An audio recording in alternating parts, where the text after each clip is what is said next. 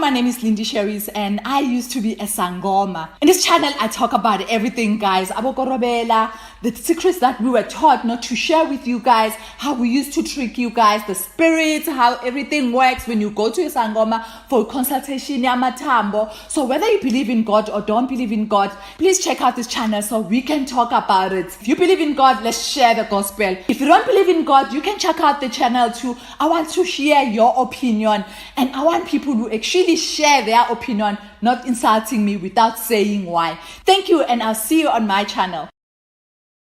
Yes, thank you so much, everyone, for catching up with me on my own channel. My name is Solomon Izangi Shams, and it's so good to be with you.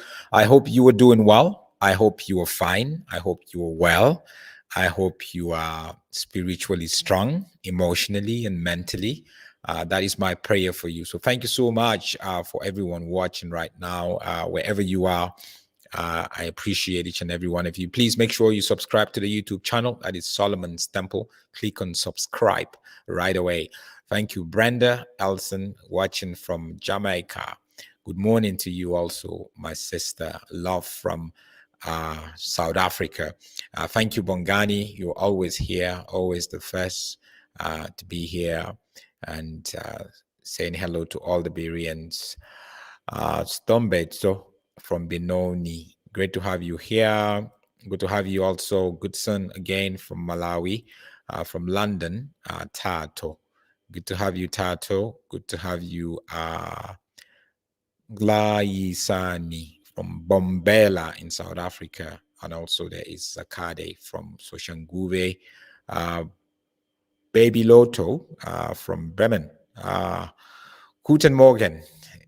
Guten Morgen. Good morning to you also from Germany. That's awesome. Awesome to have you here. Awesome to have my sister. This is my sister. I owe her a visit. She's also in Bombela. No, not Bombela. In Polokwane. Hope you're doing well with your family. Choni, good to have you here. And good to have you here, Jake and Matthew and everybody who is logging in. So there's something that was been bothering me, how sometimes we have a misconception when we are sick or when we have an illness, a terminal illness, and what to do. Sometimes we don't agree that dying from a terminal illness is the will of God. Dying when you are sick is the will of God. A lot of times we deny it. We don't even want to see it as the will of God. Well, I'm here to tell you that passing away through cancer, passing away through diabetes, passing away through whatever could be the will of God.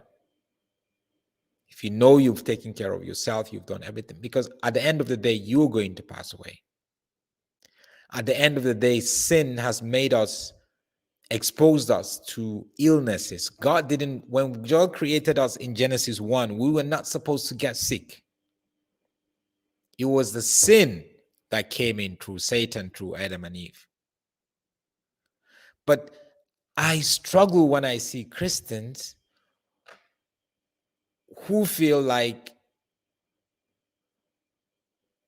the only way out of a situation when you have cancer, when you are sick, is just healing. I believe in healing, trust me. I'm a beneficiary of the divine healing of God. I know people who have benefited from God's divine healing through either through medical science or through just prayer. But sometimes we push ourselves too much and it leaves us disappointed, saying that God has disappointed us. No matter how smart you are, no matter how educated, no matter how rich you are. And then we have pastors and prophets who would keep pushing and keep telling you and giving you a word from God, giving you a prophetic word that God is going to heal you. God is going to do this. God has healed you. God has done that. It's very dangerous, people. We know God heals, but the fact is, God is not going to heal everyone. Why? I don't know. Only Him knows. He is God. And there are things about him that you and I don't know. And that's the story of this very prominent Nigerian woman called Professor Dora Akunyili. She was a professor in the science area, very prominent in Nigeria because she was like an iron lady. She was the person who stopped. Nigeria was like a dumping ground for different products, foods, and medicines, and all that. She was the one who came in and really sanitized the place, and a lot of people were not happy about it. Even her life was threatened. She was very active. People still celebrate her until today. Not for anything. She wasn't a politician. She wasn't an influential, rich person. No. And she won so many awards. And this is a lady I'm talking about, Professor Dora Akunyili. Married, her husband also a doctor. Matter of fact, four of her husband was a doctor and 3 of her children were doctors. She had 6 children.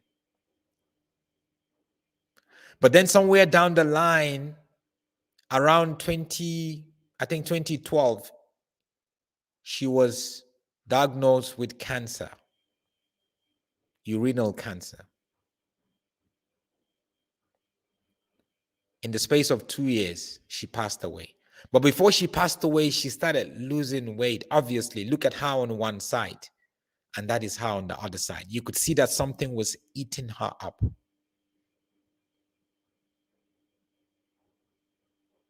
It wasn't like she got old or whatever. No, she was like 50 something.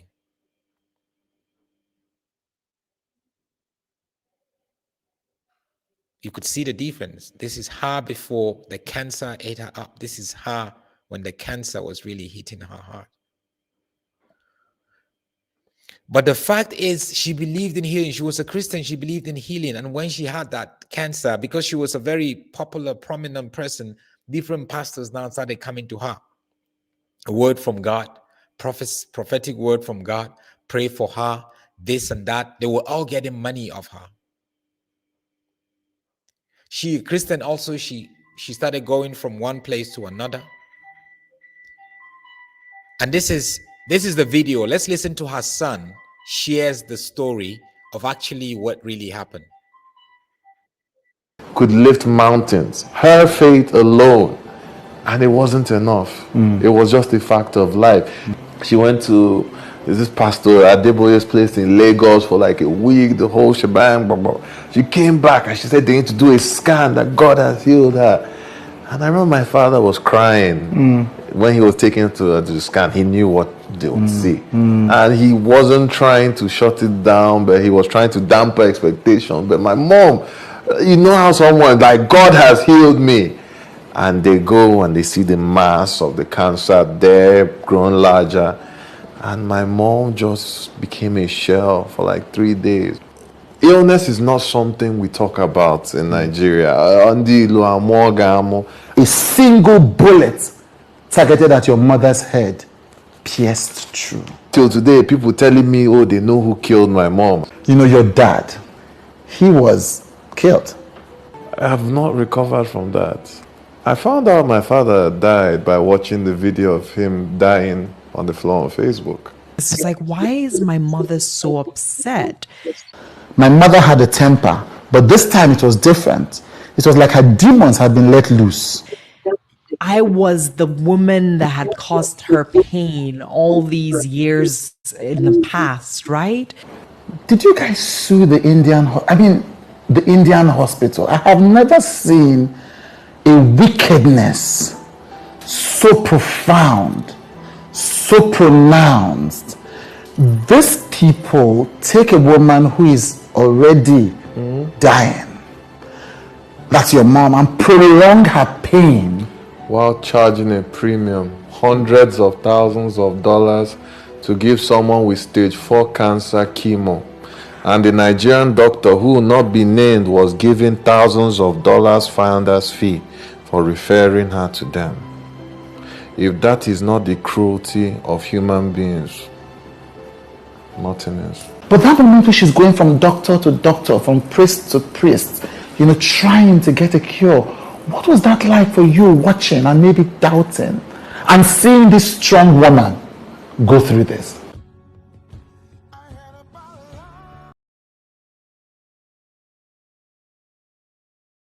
My mother's faith could lift mountains, her faith alone, and it wasn't enough. It was just a fact of life. She went to this pastor Adeboye's place in Lagos for like a week, the whole shebang. Blah, blah. She came back and she said they need to do a scan that God has healed her. And I remember my father was crying when he was taken to the scan. He knew what they would see. And he wasn't trying to shut it down, but he was trying to dampen expectation. But my mom, you know how someone, like, God has healed me. And they go and they see the mass of the cancer there, growing larger. And my mom just became a shell for like 3 days.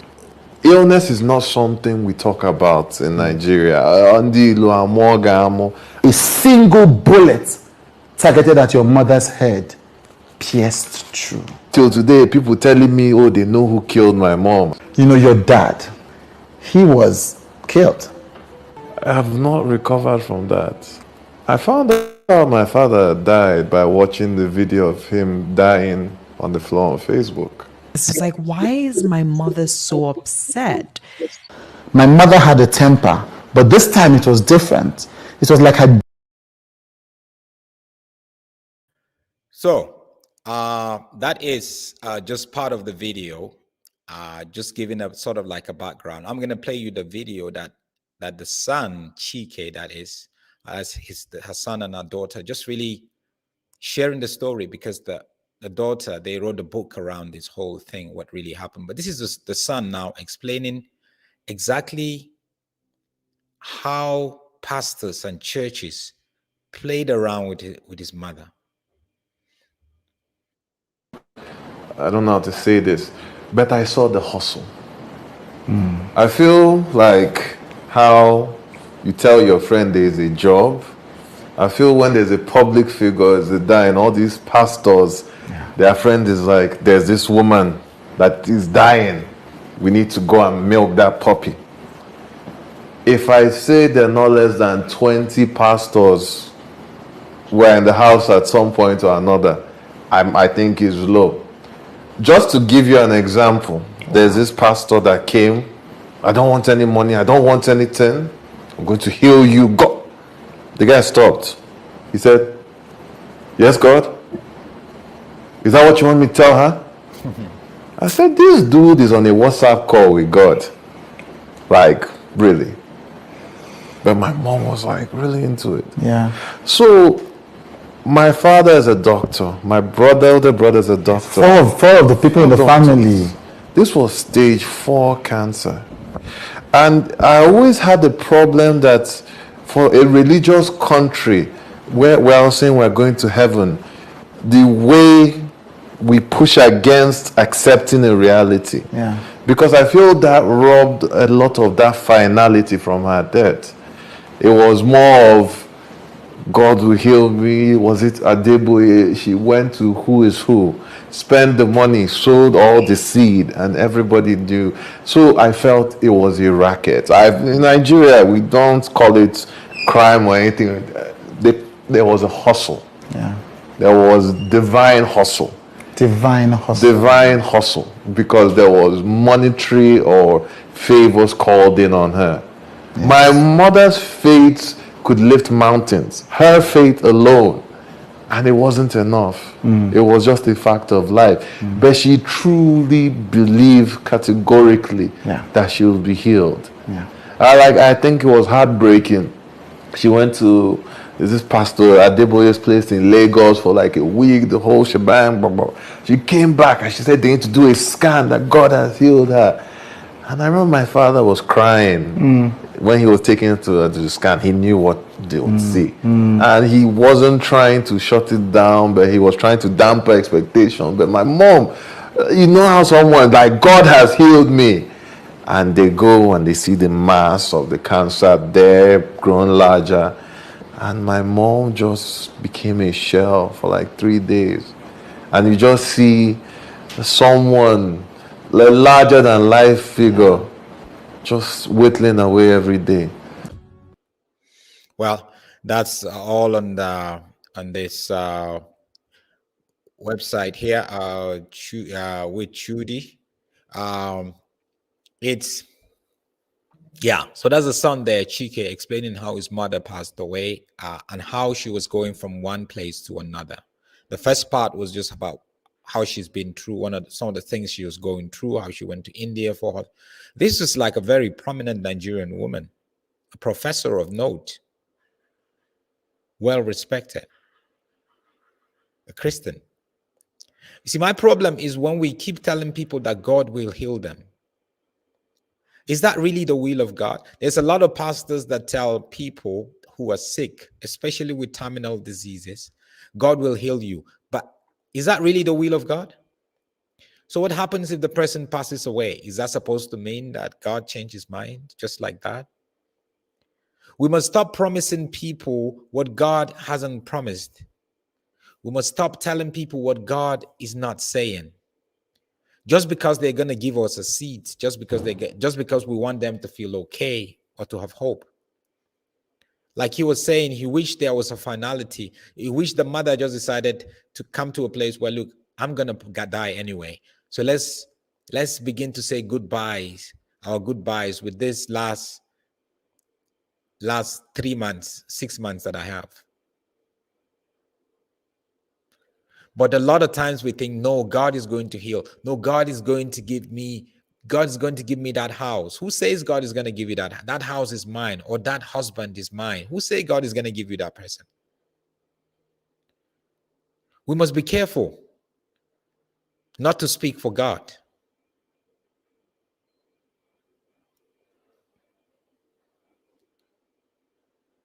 Whatever happens, we all are going to die one day. And we must be careful that we don't promise people what God is not promising. Please. We must stop lying to each other. Matter of fact, out of 10 people or out of 1 million people who are sick, probably God is only going to heal 10. Does that mean he's not God? No. It means I do not know his will. It means I do not know how he operates. I want to impose for him how to operate. You also heard how the son was saying about just the fact that the one pastor would tell another pastor, look, hey, there's this prominent woman. She has money. She has cancer. Let's go and milk her. Let's go and pray for her and just get a seat. And some of these charlatans and pastors, that's what they do. They target people who have a desperate need. They target women who have a big problem with their husband. Maybe their husband is abusive, or their husband is an adulterer, cheating, or maybe their son is disabled, has some sort of illness, or them themselves has some sort of illness. They target them. They go after them just to make money. Not to really, they go and say, thou sayest the Lord. But the Lord isn't saying nothing. They're just saying all that for the money. Guys, Jesus is Lord. Whatever and however situations turn out into, Jesus is Lord. He is sovereign. And we have to acknowledge that. We must stop disallowing these charlatans and false prophets to keep taking us for a ride. Like this lady who was a professor. She has 4 doctors in her house. Her husband is a doctor. 3 of her kids are doctors. But still, science is from God, people. There are certain things we just say, Lord, let thy will be done. Whatever your will is. If your will is for me to get it, fine. If your will is not for me to get it, fine. I know you are still God and you have best plans for me in this life and in the life after. Thank you so much, guys, for watching. God bless you. Please make sure you subscribe. Shalom.